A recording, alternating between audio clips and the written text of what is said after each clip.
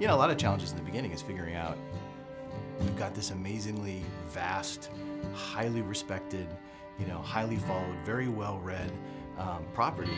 How do you bring that to a game and do it justice? There are so many different things within the books that were clearly had to be a certain way. There was so much strife about whether we were going to do Tom Bombadil at all, and the conversation about, well, Tom Bombadil wasn't in the movies, and there's a reason why it was cut. We had a very strong belief on what we thought was going to make this story great. It's such a long road to get to where we are today, and there are so many different things that I can look at now and say, that was definitely the right decision, and Tom Bombadil was definitely the right decision. So at launch, it was, you know, we had 8 regions. We kind of worked our way through the Shire. We ended up in Angmar. You know, it was a, we thought, huge world at the time. In fact, I think at the time it was one of the largest pieces of landscape ever released for a game. Eyes and ears and hearts and minds and everything opened up to us to see how we addressed, you know, how do you do a story in this world? You know, we can't be Frodo, right? I mean, these are the things that people thought the game was going to be, that I could be Frodo and I'm going to run through Middle-earth. You know, we had to get them to understand what our take was, that we were allowing you to tell your own story within Tolkien's story.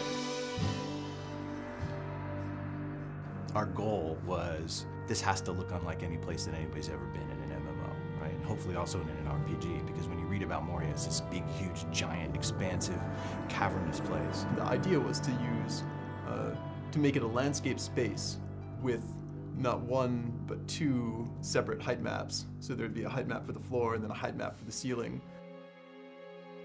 That was something we'd never done before, doing the vast landscapey interior dungeon. It's really hard without a date file and without having sky and clouds and sun and all the colors that brings in. And you could have 2 stretches that have the same grass pattern, the same little huts, and you swap out sunny blue sky for crazy red, green, shimmery, evil thing, and it totally changes the look and feel. Not having that in Moria, it was much more challenging, yeah.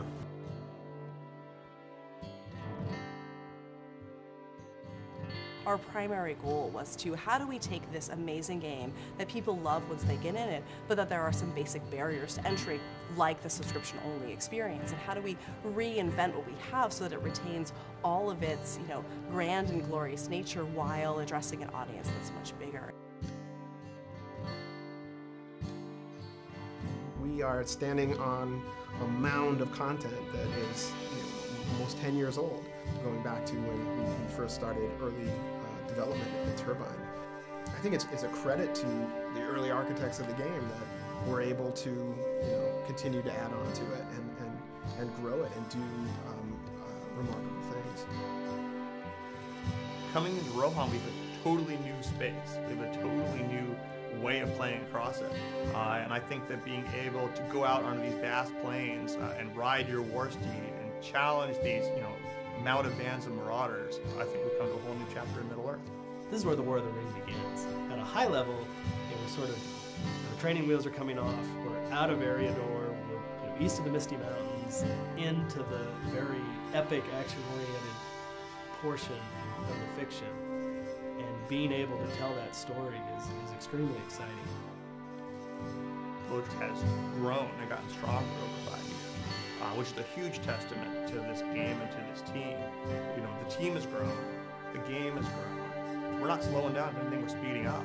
It's going to be a fantastic 2012.